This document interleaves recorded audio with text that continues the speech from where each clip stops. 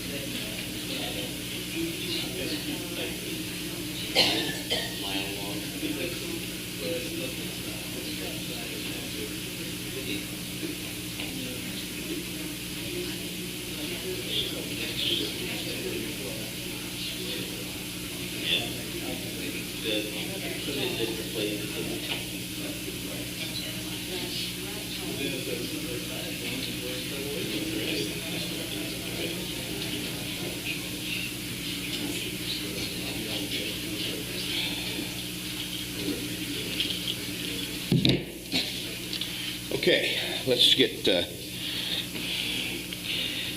try to get things going here. I'm sorry about all that.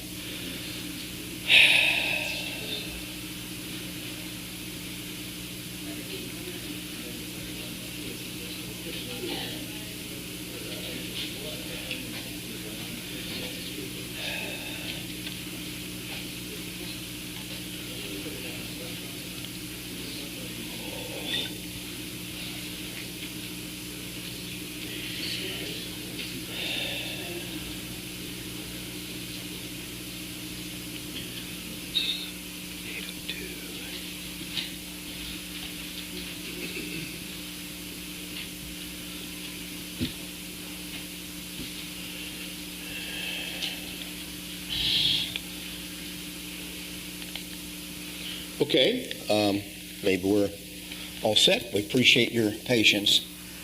Some mornings go better than others as far as logistics. I can't get that hook on there. I usually get an email notification that the live stream is working, but it looks like it's working. We'll have to go from there. I can't tell if the sound is any good. All right, let's I need to pay our staff more. Oop. Okay. What's that? It's working. Okay. I don't know how the sound is, but all right, let's have a word of prayer. Our Father in heaven, we're grateful we can come apart for a little while and read from your word. We thank you for this blessing. We pray that we would always treasure this time and this blessing of being with each other and reading from the scriptures. Help us to understand your word, gain things from it that strengthen our faith. In Christ's name we pray. Amen. All right, so we're in,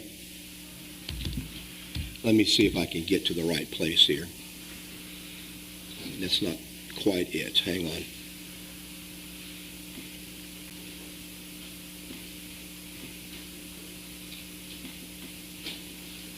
So we're in the book of Genesis in chapter 41, where Joseph interprets the dream of Pharaoh. He's brought out of prison. He interprets the dream. Joseph then, because of the wisdom in the dream and the sureness of it in his own mind, he sets Joseph over his whole house. And here's this former Hebrew from the land of Canaan that had been a slave in Potiphar's house. And it says he was 30 years old when he stood before Pharaoh, and he begins then to administer this whole situation of 7 good years of grain, abundant grain beyond what they usually have. And you get this in farming country, having lived there for a few years. You get some of these years, it's just an overabundance of crops. You can't explain exactly why sometimes, but they'll have a huge bumper crop of grain. which of course drives the prices down, which they hate, but it's still what it is, and they fill up all their storage. And then you'll have the next year, things will go wrong, usually drought, or up there in this part of the world, if the rain doesn't come at the right time, same thing is true in Canaan, if it doesn't come at the right time, you don't get any corn. So when the corn tassels out, if it doesn't get any rain before, from the time it's planted, mid-spring, till late May or June, needs rain to grow. And even if it grows up, but then the rain stops and it tassels out and there's no rain for a while, they don't get any crops. Because the silks dry up, the pollen can't escape from the silks, and it can't pollinate the corn. So one of our friends up there in the church who was a farmer, had 1,500 acres or something, he said that one year it was so bad, and he said, I put my combine in the field, went down, made one pass, heard one ear of corn hit the bin. He said, I pulled it up and went back to the barn and parked it. All the rest was going to be plowed. He said, there's nothing there. So I'm not wasting my diesel fuel to harvest this crop. It's nothing. So they just plowed it under. And at some point, they don't usually plow much anymore, but that's what was going to happen. You have these 7 years, and the ground brings forth abundantly. So Joseph's plan was to build these big granaries, store all this grain, which was at that point wheat of various kinds, and then they would save it up for the years that were coming. You would think that would be a normal plan, but it isn't even today.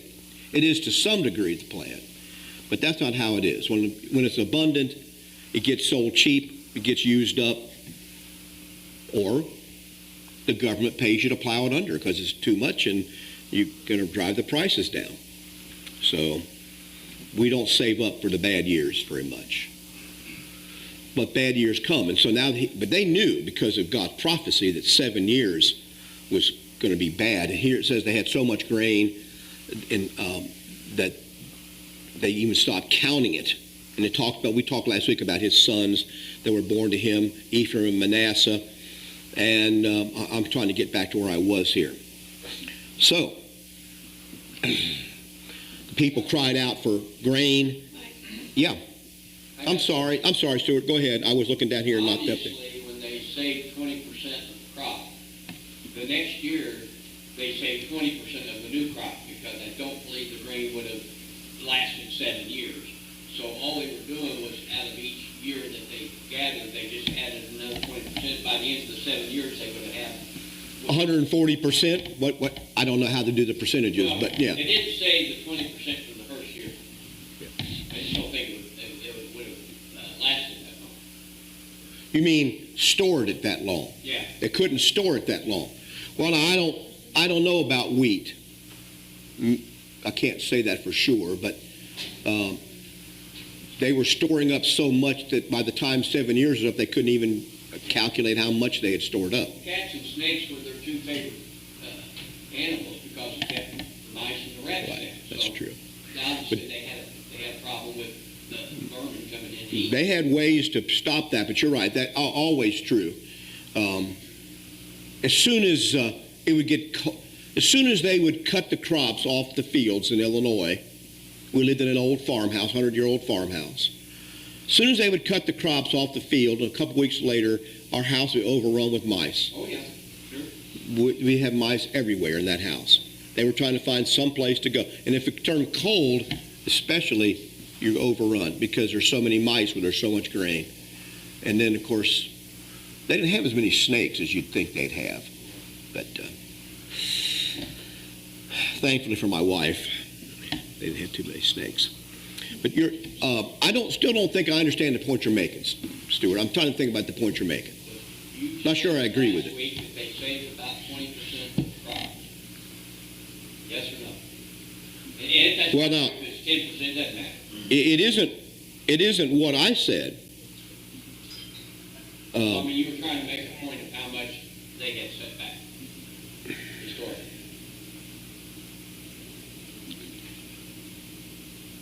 Anyway. Okay, hold on. I'm looking here. I don't want to confuse you. I want you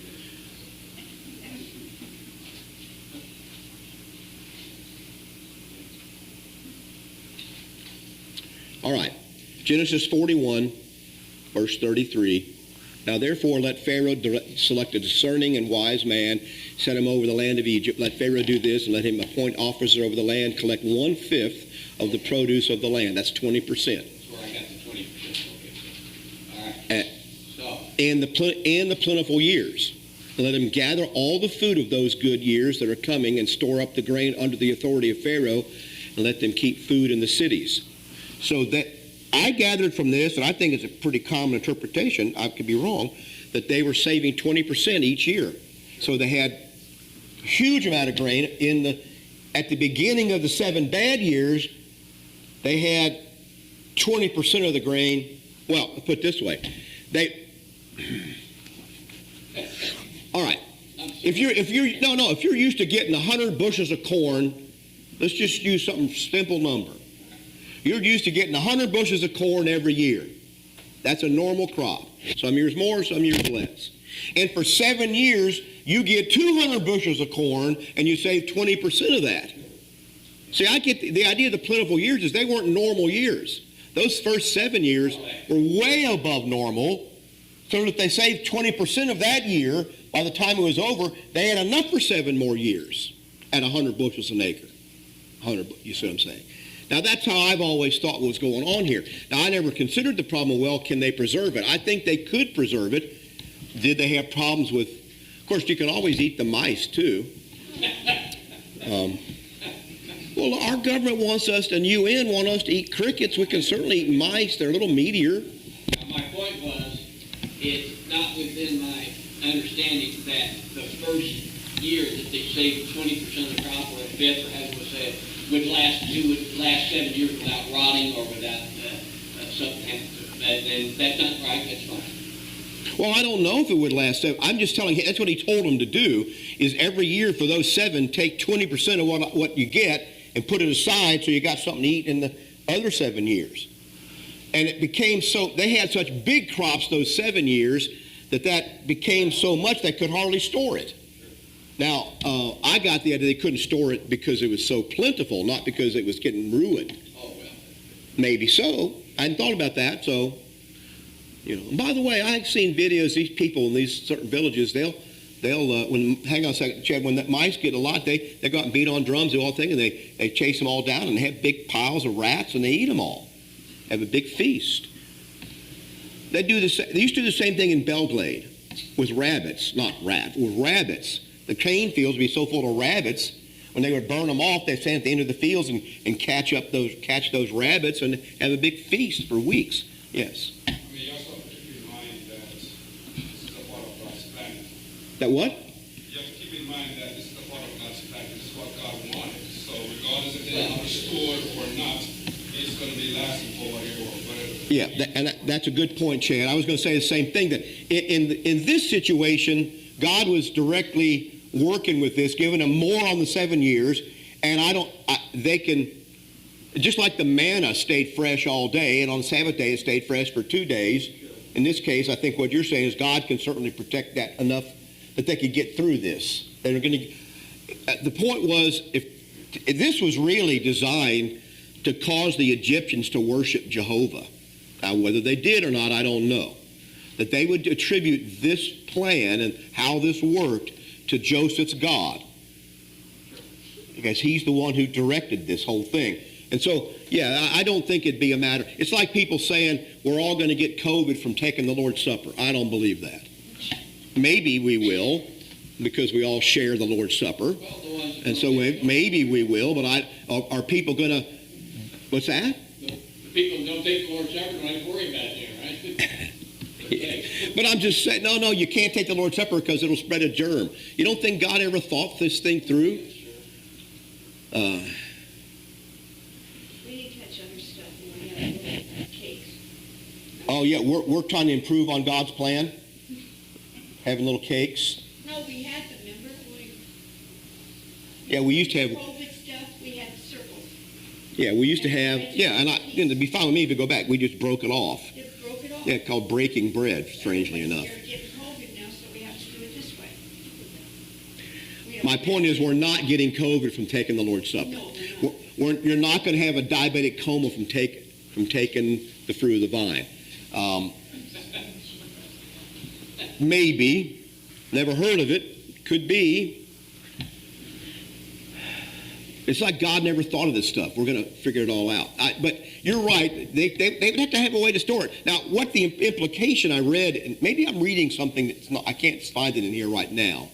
But Joseph went around the land then. As soon as he took a chariot and went around the land and said, where do we need to build these storehouses? Where are the cities? Because he's a slave. He doesn't know where the cities are. Where are these cities? Where do we need to build these big granaries to store this all in? Up north, you see the silos. They're full of grain, you know. Well, sometimes they are. And they get so much that they have to ship it off. They have to empty it all because they got nowhere to put any more, and they take it off, you know, somewhere else. Karen's got a question. This is verse 46, what you're looking for. Where Joseph traveled. Verse 46. Yes, I knew it was right in the same. It doesn't say here that he went around the land of Egypt to spy out the storehouses, but I think that's what he's talking about, right? That's why it makes a point of saying he went throughout all the land of Egypt. He hadn't traveled throughout Egypt. He had been a slave, but now he figures out what to do. A wise and discerning man. You can have a plan, but you still got to have somebody smart to administer the plan and make all the decisions as you go along. And probably figuring out how to keep the mice out of it, and rats is probably another thing. They had plenty of snakes there, cobras. Doesn't it say in some scripture somewhere that Egypt was troubled by the terrible asp? Or was that an REM song? I can't remember. Anyway. Egypt was troubled by the horrible asp. You don't know that line? It's from Losing My Religion, I think. Anyway. None of you old hippies know this? Karen had a question. She had a Karen did? Okay, Karen. No, it wasn't a question, it's a statement. A statement, all right. Think about the climate of Egypt is very dry, and the rain is always in the south usually, so there's not going to be a lot of humidity and stuff to keep that grain wet. It would be really stored. I mean, there's grain been found from that time still. So it's a dry climate. It's not going to rot necessarily. Because it's wet. It's not- Pests might be in there, but the grain itself will be kept probably by the way that the land itself is. and you've heard me mention before, and that's a good point, Karen. You've heard me mention before that the Egyptian houses didn't even have roofs on them a lot of the time because it was so dry. They left it open to the outside air. So that's why the lice and the frogs and stuff were such a pain to them. They couldn't just shut the door. They had no roof. So presents a bigger problem when you got all them little insects, frogs and stuff. So anyway, they took this grain and they stored it up, and then the 7 years of plenty ended in verse 53 of chapter 41. And what happened was the people used up all their own stores, and they couldn't buy anything on the markets, and they cried out to Pharaoh for food. And Pharaoh said, go to Joseph. Whatever he says, you're going to do it. So he didn't even think it through, Pharaoh didn't. He said, I got a guy, go to him, he's going to give you the grain. And so Joseph opened all the storehouses and sold to the Egyptians. I have to tell you, I would not trust our federal bureaucrats with this responsibility. They would cheat and lie and dole it out according to who they liked and who they didn't like. I would not trust them for 1 minute with this. And I guess what? I bet the Egyptians had those same kind of people before Joseph came along. God put him there, and Pharaoh saw this, that he was the guy that would do the right thing. And so he opened the storehouses, didn't shut them off, and sold to the Egyptians. and the famine became severe in the land. We say, well, why did he sell? Why didn't he just give it away? Well, can you imagine what would happen? He said, needed a wise and discerning man. So you're giving away free cheese, and the line gets long, and guess why it keeps getting long? Because the same people keep going back through the line, getting 10 times the share that they need or want, right? Whatever it may be. This is human nature. If he had said, oh, it's all free, y'all line up, what's going to happen to all the grain? It's not. Now, were there ways for people to get the money they needed to buy it? Were there people that would buy grain and give it to somebody else? Of course. That's the way it is today. People buy produce or food and they give it to other people. It's called charity. Happens all the time. And everything works better that way because there's some control. But unlimited, free anything is usually going to lead to evil, bad things. So all the countries came to Joseph in Egypt to buy grain. The other countries hadn't prepared, but Egypt had. And when Jacob saw that there was grain in Egypt, he said to us, I love this, why do you look at one another? Boys, you're grown men. Why do you stand around here looking at each other like we're all going to starve? Go do something. You're grown men. Do something. Go down to Egypt, and I hear there's grain down there. Buy some of it, that we may live and not die. Why do you stand there looking at one another? That would be a good slogan for a lot of our generation, wouldn't it? Why do you stand there looking? Because they were expecting somebody to bring them food somehow. Doesn't work that. It's never worked that way. Doesn't work that way now. So Joseph's 10 brothers went down to buy grain in Egypt, but Jacob did not send Joseph's brother Benjamin with him for his brothers, for he said, lest some calamity befall him. He loved Rachel. He loved her sons, and one of them was gone. He wasn't going to let the other one go. His favoritism is still showing. And God is going to use that favoritism in this case. And the sons of Israel went down to buy grain among those who journeyed, for the famine was great. And there's a highway. We showed the highway along the map, along the coast, down into Egypt, from right where they were, Hebron and that area, right on down through there. And they went down. Other people are taking that route. It was a common trade route before the famine, and remains that way to this day, really. And but Joseph was governor over all the land, and it was he who sold to all the people of the land. And Joseph's brothers came and bowed down before him with their faces to the earth. One commentator said, this could be why Joseph took the job of dispensing the grain personally. Because he was looking in these crowds every day for his brothers, because he knew they would come, possibly. And they did. Don't know that for sure. Wouldn't surprise me. God may have told him this. Don't know. But he acted as a stranger. He recognized him, acted as a stranger to them, and spoke roughly to them. They got to picture Joseph as many years older. 15 plus 2 or 3 in prison. He's 20 years older, probably close to 20 years older. He looks different. He certainly didn't have the same hairstyle. The Egyptians didn't have beards like the Canaanites. And he was wearing completely different clothes. And why would they ever think that he was going to be there? Nothing in their earthly experience would tell them, let's look for Joseph as being the leader of Egypt now. They didn't even know for sure where he ended up. Probably they thought he might end up in Egypt because the Midianites were going there. But this was the furthest thing from their mind. That's why sometimes it happens to you. You see someone in a place that you see someone, you think you might know them, but you don't really think you know them because it doesn't make any sense that that's where they would be, right? And then you recognize them maybe. Well, this was even worse in this situation. But he saw them.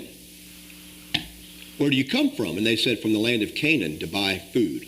By the way, this Canaan had to become the name of the land, but Canaan is a derivation of the word Kenan, which is one of the sons of Ham. Ham had several children early in the book of Genesis.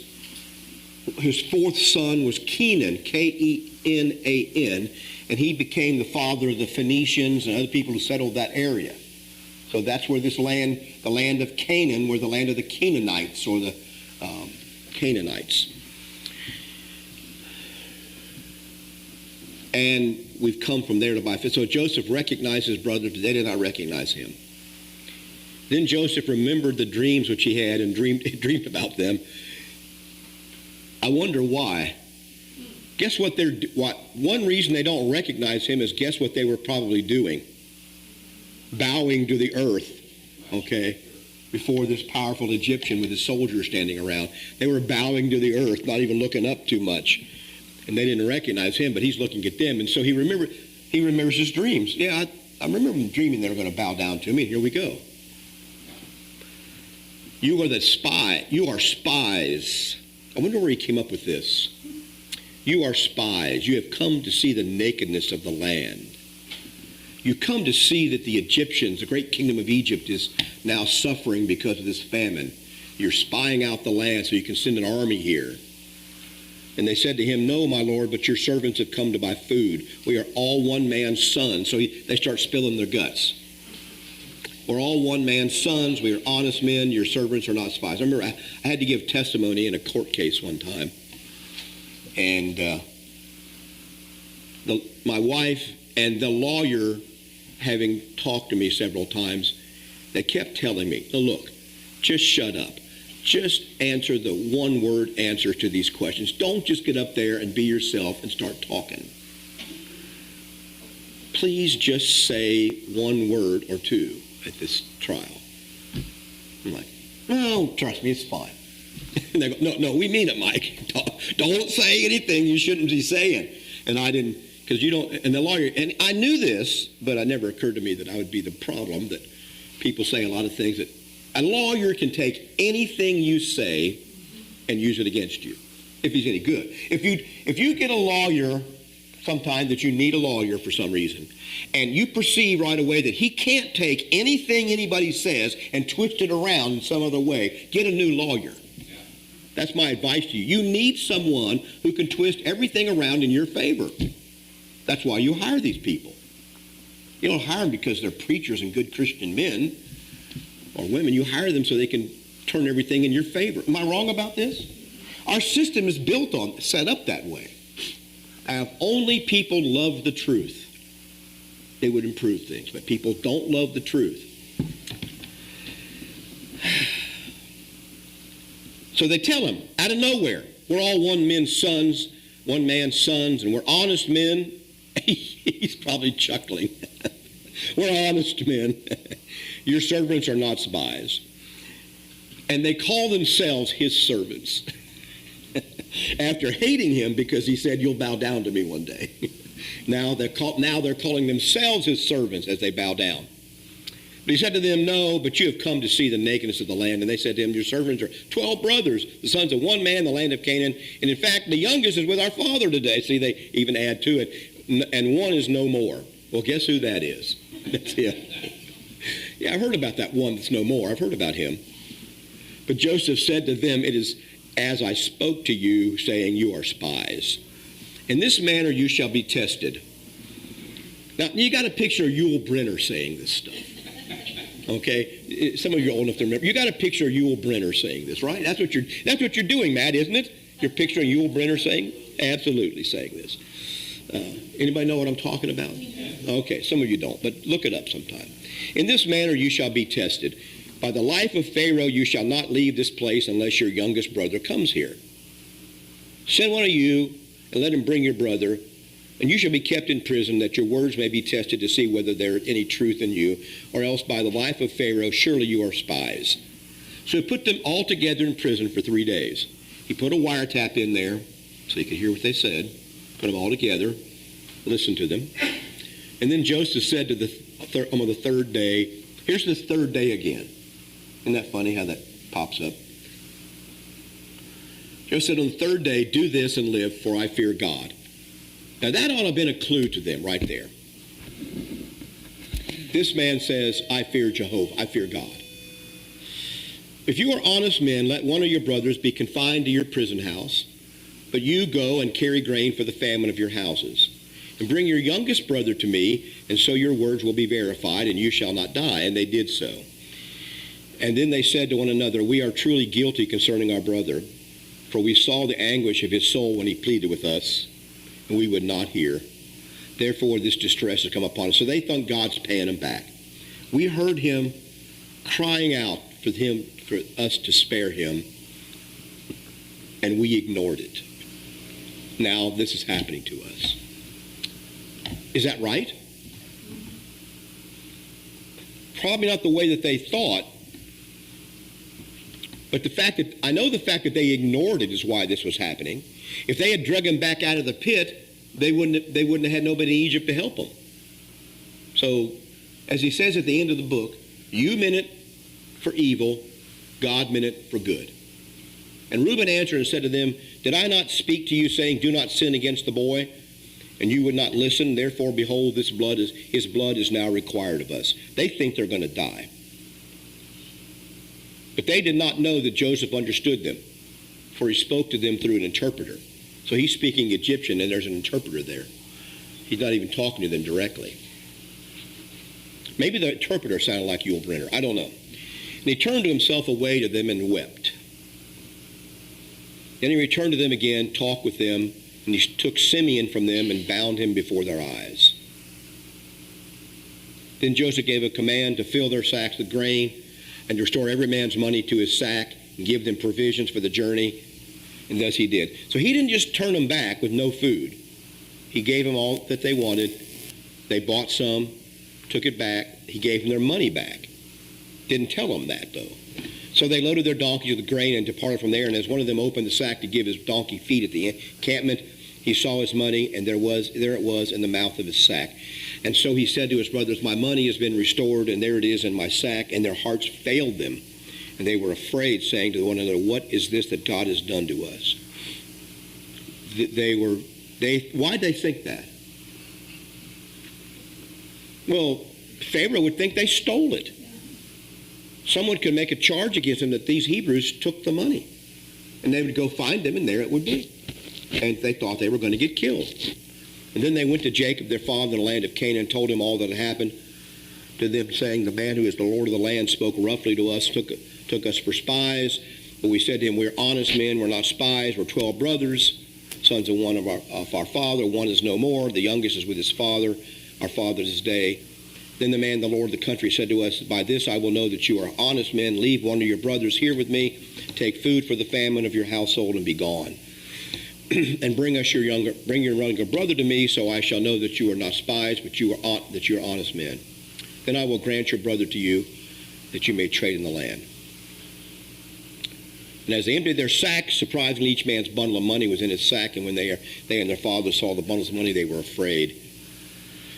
And Jacob said, see, this makes them think maybe I shouldn't go back, because they're going to think I stole it the first time, so I should not go back.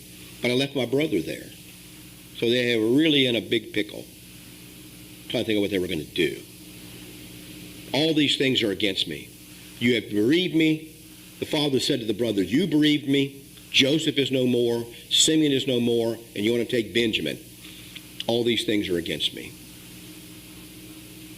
And then Reuben spoke to his father, saying, kill my 2 sons if I do not bring them back to you. Put him in my hands, and I will bring him back to you. Reuben had just a wonderful plan here. What do you think about this plan? I don't know what else he could have said, but look, if this doesn't work out, just kill 2 more of your grandchildren. That'll take care of it. I mean, it sounded just the kind of thing you might blurt out, but when you look at what really was going to be required here, this is no plan at all. If it doesn't work, and Israel or Jacob said, that's fine. That's good enough with me. I'll kill my 2 other grandchildren if you don't come back. No. But put it in my hands, and I will bring him back to you. But he said, my son shall not go down with you, for his brother is dead, and he is left alone. And I don't need the other guy. I don't need the rest of you, as long as I got Benjamin. So the rest of you, if any calamity should befall him along the way in which you go, then you would bring down my gray hair with sorrow to the grave. Now the famine was severe in the land in first chapter 43. So it came to pass when they had eaten up all the grain which they brought from Egypt, that their father said to go back and buy us a little food. But Judah said, the man solemnly warned us, saying, you shall not. So here's Simeon sitting in Egyptian prison all this time. They're enjoying the grain. He's stuck in jail down there. The man said, you shall not see my face unless your brother's with you. And if you send your brother with us, we will go down to buy you fish. So if you send him with us, we'll go. But if you will not send him, we will not go down. For the man said, you'll not see my face. And Israel said, why do you deal so wrongfully with me as to tell the man whether you had still another brother? So you should have kept your mouth shut. Of course, he didn't know that Joseph already knew he had another brother. They had another brother back home. We got to stop. But man asked us pointedly, they said, about ourselves and our family. Is your father still alive? You have another brother. So we told him according to these words. Could we possibly have known that he would say, bring your brother down? And the truth is, they probably couldn't. All right, we got to stop. We got little men coming in here with bow ties and everything. We got to wrap this up. Thank you so much for paying attention today for the class. Interesting story, isn't it?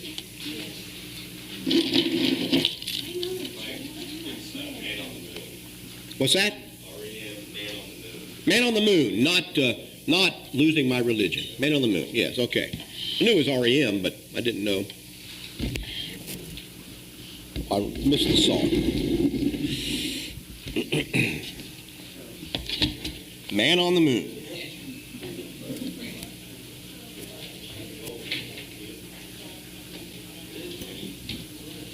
I got them filled up for 90. I think we're going to need that many. I'm sorry, Sandy, what's that? I got enough bread. Oh, good. Now we'll probably have about 20. So that's how that works. Yeah, I know. At least When you prepare for it, and then it doesn't happen, you know. When you're unprepared, I know. Here comes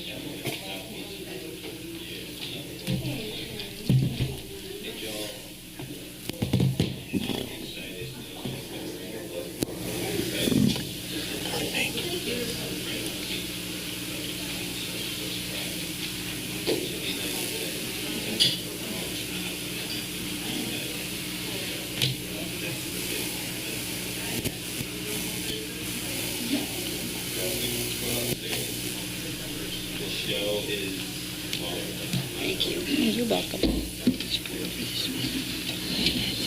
the middle. Thank you, dear.